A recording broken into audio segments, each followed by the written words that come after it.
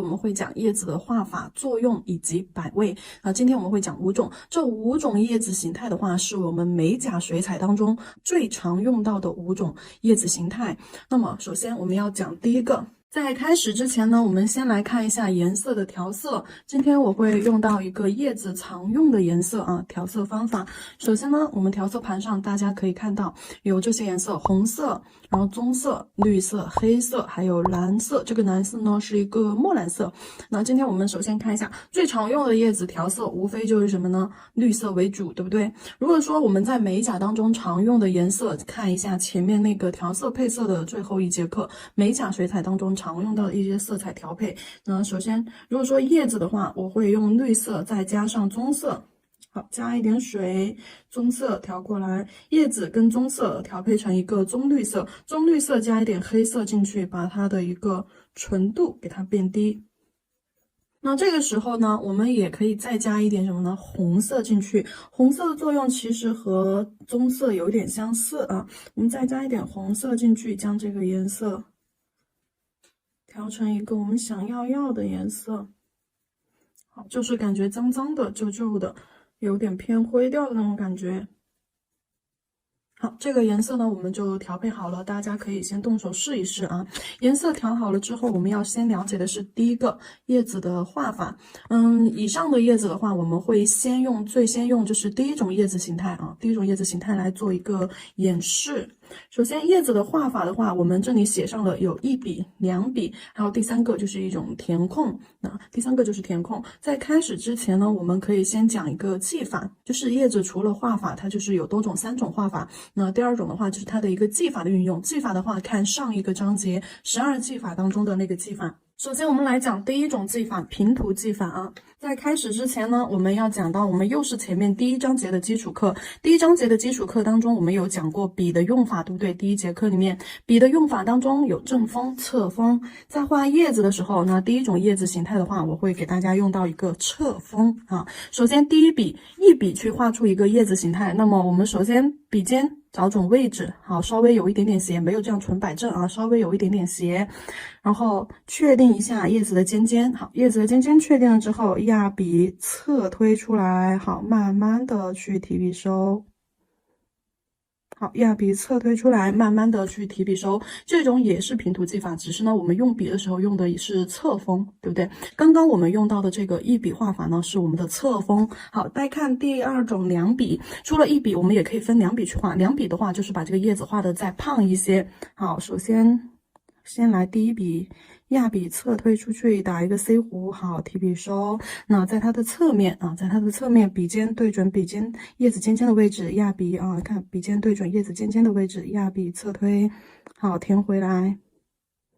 用2笔的方法再去画一个胖一点的叶子，在旁边再来一个小一点的。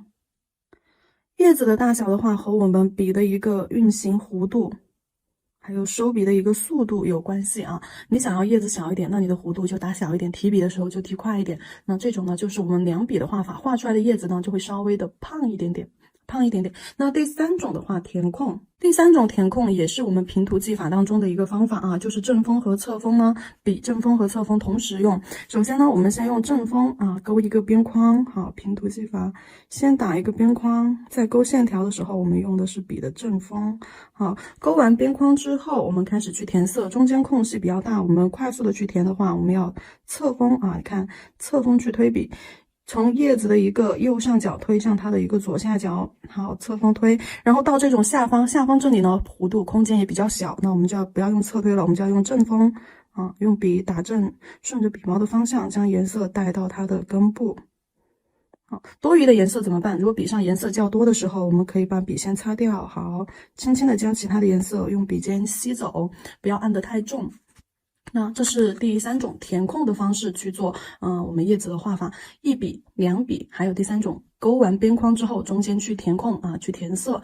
然后用到的技法呢是平涂，笔法的话正锋以及侧锋。这是我们的画法。好了，讲完这个画法之后呢，我们要来看一下叶子的形态，它有哪些形态。我们用笔先给大家勾出来。我们要去看叶子它不同的一个角度啊，不同的一个角度。首先在下面这个位置，首先我们要看叶子在正方的时候，它是这样子竖直垂直的，对不对？垂直也有可能是什么呢？平行，也有可能是往下啊。这是第一个，就是正面的叶子。那第二种的话是稍微有一点点侧啊，微侧的那种。一般呢是在我们斜方啊，左斜或者是右斜方这样子一种微侧面。那侧面第三个直接就是我们的一个侧面角度，3个角度。那这3个角度的话，我们可以等一下再来给大家做演示啊。这个是我们的叶子的一个角度，然后再来看一下，我还要再给大家讲一个东西，也就是我们叶子的形态。第一种叶子的形态呢，那就是垂直。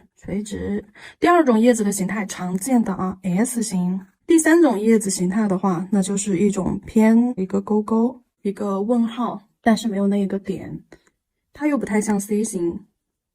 好，依着这3种形态，我们可以先把这3种形态给大家做一下演示。首先，如果说我们在画垂直的叶子的时候啊，我们直接去画直线就好了。那直上直下，但是呢，叶子的弧度还是要有左右两侧，对，中间给它填上。好，你看这种叶子呢，它就是长得很正，直线条的。不管是在画侧面还是在画它的一个正面的时候啊，比如说它是这样平躺着的，它也是一条直线，只不过呢，它是带着叶子的一种弧度。好，侧推将中间的颜色填充上。好，拉一个尖尖出去。好，这是呢平躺着的，还有一种呢是不管是斜着的啊，还有一种斜着的，也是就是直上直下，叶子呢除了它本身形态的一个弧度，它是没有那种其他的弧度呢，就是一种直线，直上直下。那 S 型的叶子呢，我们可以先去写一个 S 出来啊，写一个弧度稍微拉平一点的 S 型弧度。好，一般竖直的叶子，我们再去画 S 型的时候。两头尖，中间胖，叶子形态。第一种叶子形态，两头尖，中间胖。好，左右给它加上。这边呢，左上角突出去，好，右下角收回来。那这边呢是右下角突出去，形成一种平行四边形的感觉啊。好，你看这种叶子形态呢，就是一种 S 型的叶子形态，尖尖给它拉出来。S 型的叶子形态，大家以前给大家讲过，我们在画眼睛人物的眼睛的时候，也是用的平行四边形，对不对？我们来画一个平行四边形啊，给大家演示一下。就比如说我这里要画一个横躺着的叶子，好，平行四边形。然后这2个尖尖可以不用管它，这2个尖尖可以不用管它，但是呢，这2个尖尖啊，它左右两侧的尖尖，我们要给它变得圆润一些。好，中间的颜色给它填充上。一个尖尖呢往下，一个尖尖呢往上，往不同的方向去弯折。对，一个尖尖往下，一个尖尖往上，看这样子它就形成了一种 S 型形态。比如说，你看竖直的这个叶子啊，它的上面的这个尖尖呢是往右边去延伸的，对不对？下面这个尖尖的话是往左边这个方向去延伸的，所以说形成了一种 S 型的形态。斜向的也是一样的啊，斜向的也是一样的。你可以先去画一个 S 型形态出来。好，那这边。好，这边的叶子尖尖如果说是往上方去，那么这边的叶子尖尖就要往下方来。好，那这个位置就要给它突出去一些。好，这个位置突出去。好，叶子尖尖勾过去。那这边叶子尖尖是往上方去，这里就要给它凹下去。那它的下方这里就要凸出来。好。这种呢是 S 型形态的叶子，接下来再看一下旁边那个钩形的。钩形的叶子的话，我们是，比如说一般的话，常用的是分左右两侧，在收尾的时候去使用啊，就收尾的时候使用，参考一下这种。这种第2种叶子形态的话，我们常用于比如说郁金香啊，或者是百合啊，或者是那种就是长长的叶子形态啊。长长的叶子形态，兰花的叶子形态只是把这种第2种叶形给它变得窄一些。好，来看一下，我们去打一个勾勾问号，好，收下来。然后呢，把它的叶子给它填充上，对，中间粗，两头尖，2个问号。好，尖尖给它拉的精细一点，轻轻的拉出来。好，第二种的话，我们是在另一个方向，也是给它演示一下，拉一个勾勾。好，有一种翻折出去的感觉。好，中间加粗，中间加粗，颜色填充上。好，慢慢的填，慢慢的往外填，给它拉一个尖尖出来，尖尖往下扣。那像一种 C 型的弧度啊，左右两侧这样子去给它形成一种包裹感。好了，这呢是我们的3种叶子形态啊，3种叶子形态，一种呢就是直线垂直，那第二种的话就是一种 S 型，也就是平行四边形，第3种的话是一种勾勾啊，半 C 型的一种形态。好，讲完了叶子的形态，那这个的话，叶子的角度我们等一下再去讲啊。我们来再讲一下，除了平涂技法，我们还有什么技法？叶子当中还会使用到一些什么技法呢？第2种渐变。渐变技法的话，我们还是以第1种叶子形态来给大家做演示啊。渐变的时候，我们去看一下前面那一章讲到技法，渐变技法那个技法。笔的湿润度一定要控制在适中的一个湿润度啊，我把颜色放到这边来。笔的湿润的话，一定要控制在适中的一个湿润度，然后用我们的笔尖尖啊，笔尖尖轻轻的去取颜色，不要取太多，只取在笔尖。如果说颜色取太多的话，我们就做不出来干净的渐变了。好，渐变形态的话，我们在画叶子的时候啊，先将颜色放到叶子的尖部去打一个尖尖出来，对，左一下，右一下，画一个箭头，画一个尖尖出来，然后将剩下的颜色我们这样左右侧推，好，侧推往下颜色越来越小。你要知道叶子的弧度中间胖两边瘦，所以说你在打弧度时候，经过中间叶子弧度会越打越大，然后收尾的时候两头尖，那收尾的时候弧度越来越小，慢慢的去拉一个尖出来，那这个叶子呢就会有一种渐变的感觉，也是第一种叶子形态。平涂和渐变出来的叶子形态是一样的，但是呢，颜色呈现的效果是不一样的。再来给大家演示一个，将我们笔上的水控制在适中的一个量，适中的一个湿润度，笔尖尖少量的去取颜色，毛尖儿轻轻的去蘸一点颜色，这个颜色肯定浓度的话，在牛奶到酸奶的一个浓度啊。好，先去将颜色放到，我们换一个方向来，先将颜色放到尖端。好，然后沿着这个尖端左右摇摆，对，你要看清楚你笔尖的一个弧度，好，哪个位置要宽一点了，哪个位置要慢慢的变窄了，要收尾了，你自己要去把控好这个弧度。那这是渐变，还有一种渐变，这种呢是我们在画小叶子的时候会用到的一个渐变手法。如果说我们是在画大叶子的时候呢，哪种大叶子？比如说第2种和第3种这种大叶子的时候，用这种渐变方法怎么去画呢？这里呢就会又讲到一个我们的用笔当中的正锋以及侧锋。讲到第2种和第3种大叶子的时候，我们可以先将多余的颜色放到叶子尖尖，打一个箭头出来，好，轻轻的往下拉一点颜色。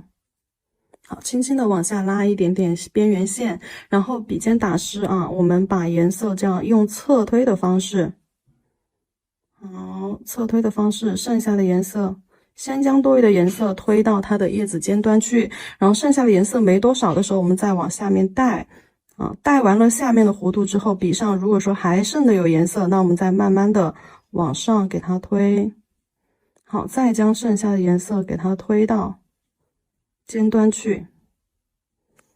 那这种方法的话也是渐变法啊，也做出来也是渐变，只不过呢我们的笔用到的是正锋以及侧锋的一种方式啊。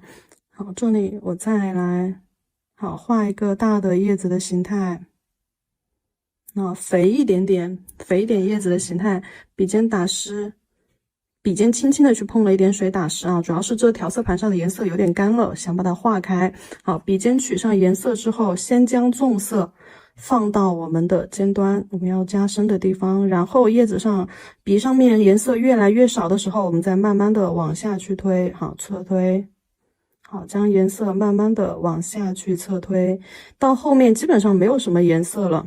动作要快，记着我们平涂的一个手法就是动作要快，不然颜色容易不均匀。如果涂出来颜色不均匀的情况下，我们笔尖尖轻轻的去蘸一下水面，打湿，用水将颜色再进行什么呢？再进行一道洗色，再将颜色进行一道洗色，将颜色化开，化开之后，剩下的颜色给它往尖尖上推，往深色区推过去，推到花尖尖，笔尖轻轻的将颜色这样侧锋扫过去。好，这呢也是一种渐变法啊，就是前面深后面浅，那前面深后面浅两种方法是不一样的，应对的呢是不一样的大小空间的时候，小叶子我们可以直接用这样侧锋扫笔这样左右横扫的方法，那大叶片比较肥的叶子的时候或者花瓣的时候，我们就可以用侧推的这种方法去画啊，这是第二种技法，画叶子的技法当中的一个渐变技法，前面呢平涂技法。接下来我们再讲一下叶子的作用以及摆位，将叶子的作用以及摆位讲完了之后，我们再挨着去演示5种叶子以及它的一种不同形态摆位啊，以及它的一些裂变形态。比如说第1种叶子的话，它会有很多种裂变的形态以及画法。第5种叶子它也有不同的一些画法，包括第4种。所以说我们先讲清楚它的一个理论知识，再去做实操演示。接下来看一下作用啊，叶子的画法技法我们已经了解到了，再讲一下我们叶子的作用。叶子在甲面当中，它的作用是什么呢？如果说它要跟我们其他的花型款式去在甲面上做整体的一个搭配的时候，那这个时候它的作用是属于第1种作用啊，第1种作用填空，好，这是第1种作用。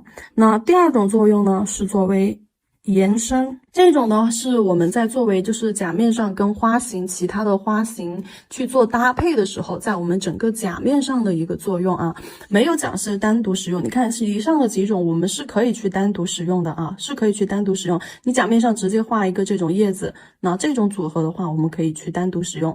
那如果说只是跟花型去打配合的时候，比如说你甲面上只是孤零零的画一个花，比如说玫瑰，画一个玫瑰，它是不是就显得很单调，整体不太完善？我们就需要在花型当中去搭配上叶子。那这个叶子的话，在花型当中去搭配的时候，我们要怎么去评判它的作用到底是什么，对不对？这个呢就会讲到填空以及延伸。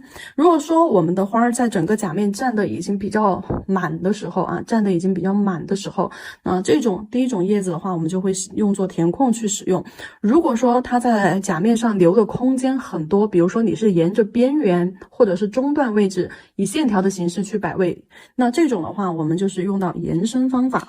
然后这2种方法的话，我要给大家讲一下填空作用的时候叶子的一个摆位是什么样子的。填空作用的时候叶子的摆位是一种外八的形式。那这边我会写上一个外八，这个八字呢是我们1、2、3、4、5、6、7、8当中大写的八啊。然后延伸的话，我们会用到一种平行啊，平行，一种错位平行，那2条平行线，那这种平行线的话，那叶子它也要有一种根，那这种平行线我们会演示成这样子一种形态，一种好尾端像八字形一样，一个往外，这种像八字形一样去给它做了一下移位。好，给大家演示一下。既然讲到了叶子的摆位的话，如果说是还有一种是单独的叶片，单独的叶片呢，基本上它就没有什么摆位了啊。单独的叶片我们直接去画一个叶子就好了。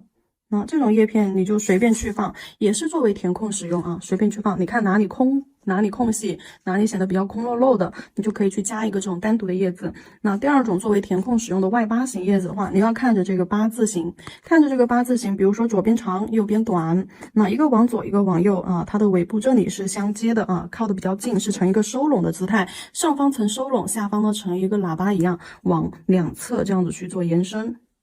好，在这里我们就来画2个叶子去演示一下。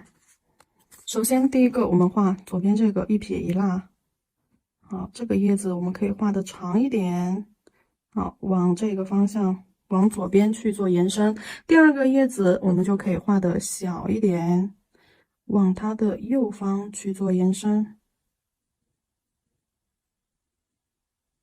好，这种呢就是外八型的摆位。一长一短，记住现在说的都是重点啊。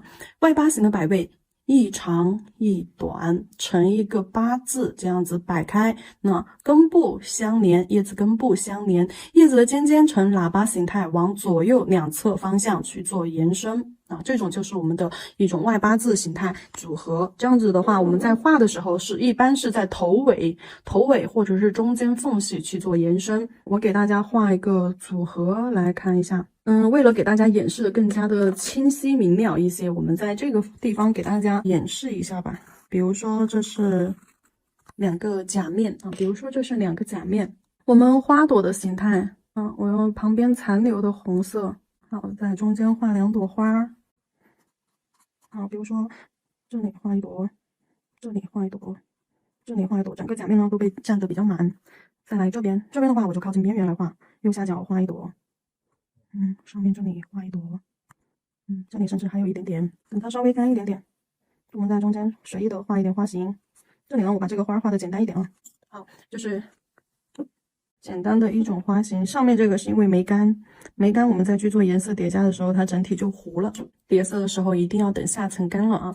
那接下来我们看一下填空外八字和单独页板，这种我们在作为假面的一种组合的时候，它是以一种什么形式呢？是一种填空的形式。比如说像第一个情况，我们的花这张假面已经占的是什么呢？比较满当当的一种情况。那这种情况的话，叶子在其中，它只是作为这个填空让整个形态花型更加的完善，更加的完整，没有其他的作用，就是去填补空隙。那空隙是哪些地方呢？这些位置，对不对？你看这些露白的这些地方，这些位置就属于是空隙的地方。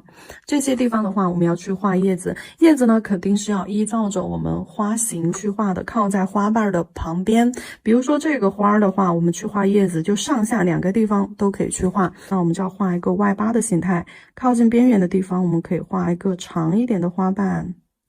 好，长一点的花瓣画完了之后，那这边我们就要给它画一个小一点的花瓣去做延伸。好，尾部花瓣的根部去相接，那不相接是靠拢，成一个聚拢。花瓣的尖尖成一种往外扩，一个往左，一个往右，这样子往两侧不同的这个方向去做一个延伸，一长一短，一大一小，成一种外八的形式去填空。好，这边的话，我们把这个花瓣也是这个方向去给它画两个叶子，一个长，一个短。好，叶子两头尖，中间胖，左右两侧打 C 弧，好，靠拢，那一大一小。好，接上面这个，我们可以在这个方向靠近边缘的地方，对，打个长一点的，两边这里打一个小一点的。大小的话，根据空间来，然后看其他地方是不是还有一点点空，那这个时候单独的叶瓣它就起到作用了。如果你整体全部画这种两半组合的外八形态，那它就会显得太拥挤。我们也不能让整体菜显得太拥挤，但又不能太空旷。所以说，另一侧花朵的另一侧，我们就可以给它加一个单独的叶片。好，单独的叶片。那这个位置可以再给它加一个单独的叶片。这个时候它的空间上它不会显得很拥挤，那也不会显得很空落落的。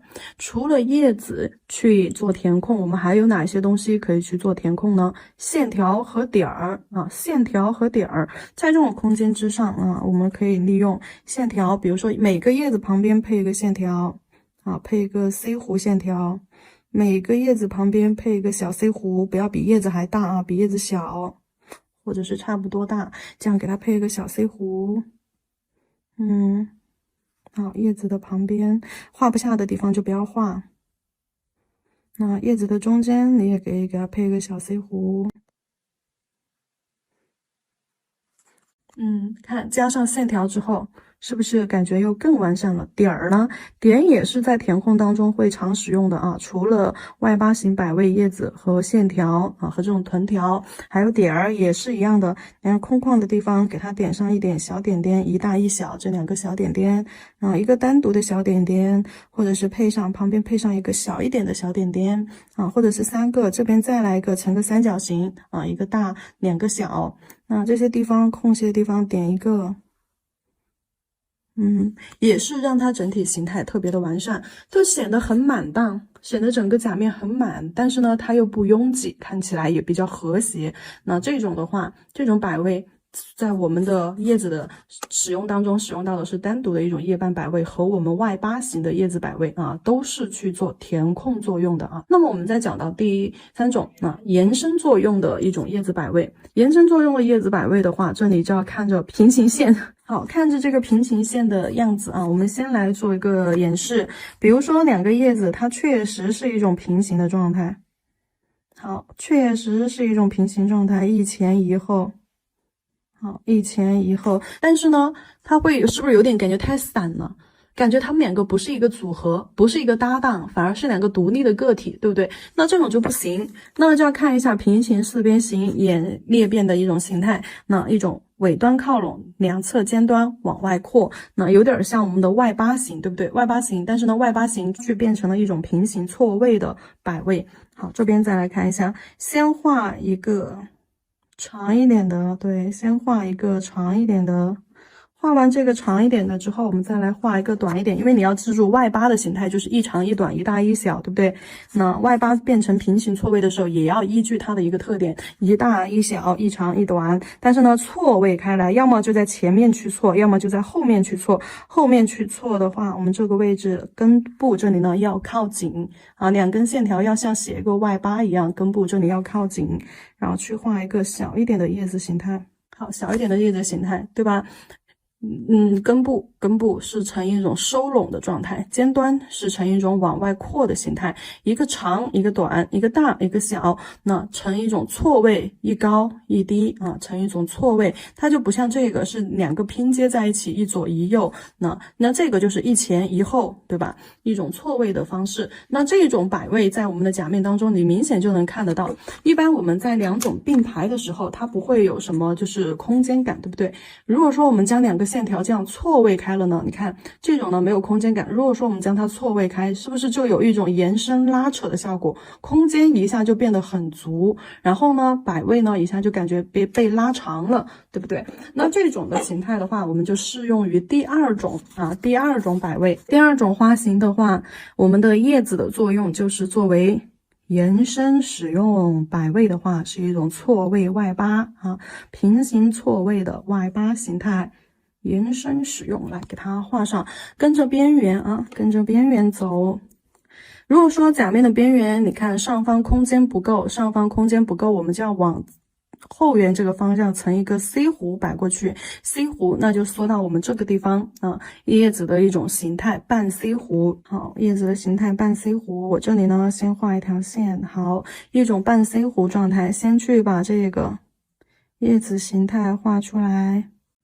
好，中间胖2头尖儿，中间胖2头尖儿，然后呢，在它的上方这里再画一个叶子。好，尾部收拢，这个呢可以稍微的小一点点，不要像它那么长。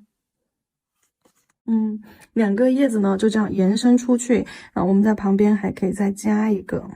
对，单独的叶片，一个小叶片，因为这里空间太足了，我们还可以再加一个。你看是不是随着叶子的一种牵引，它们2个是不是整个形态的感觉就感觉是在往左上方后缘的位置去做延伸？那每个叶子旁边啊，配一个小小的线条，对吧 ？C 弧线条，中间旁边配一个 C 弧线条，那看一下是不是有一种牵引的效果？跟旁边的完全不一样，这边也是一样的啊。我们先来画一个叶子，跟着这个边缘的弧度啊，边缘的弧度来排一个叶子，然后在它的前方，这个地方再排一个叶子，线条拉回来，那线条拉回来靠近下面那个叶子。好，旁边配上一根线条，一根藤条，一个 C 弧的藤条。如果这里空间够，我们在这儿再加一根藤条。好了，你看一下整体的花型，明明这个花型只占了我们甲面的一半，对不对？只占了这个角落的一半，加上叶子之后，它整个形态就占了我们甲面的3/4，独留1/4的一个空白的地方。你看这些空隙的地方，我们就可以怎么办呢？用这个外八填空，因为这个地方花朵和花朵相连的地方，我们不用去做任何的延伸，只是为了让这个地方的空隙不要那么明显，我们就可以去用外八的形式给它排上小叶子，对，空隙给它填一填，画上小叶子啊，一定要小一点点。好，这样子去看，整个画面不会显得拥挤，不会显得单调，也不会显得突兀。好了，看一下两种不同的叶子摆位，不同的一个作用，填空与延伸在甲面上形成的一种不同的视觉效果以及构图摆位。这个知识呢，已经涉及到我们的下一节课，也就是甲面的组图以及甲面的构图与摆位了。这里提前给大家讲到，因为呢，我们会要讲到叶子的一个作用以及摆位的话，就必须要给它示范一下在甲面上的一种效果。所以说呢，会提前给大家预知一下后面我们将要讲的内容，那就是下一章第5章的构图与摆位。好了，这里呢我们已经知道了叶子的作用，填空延伸，对不对？它的摆位呢有一半、两半，对吧？那除了一半、两半这种，还有3半，对吧？还有3半、4半、5半呀这种。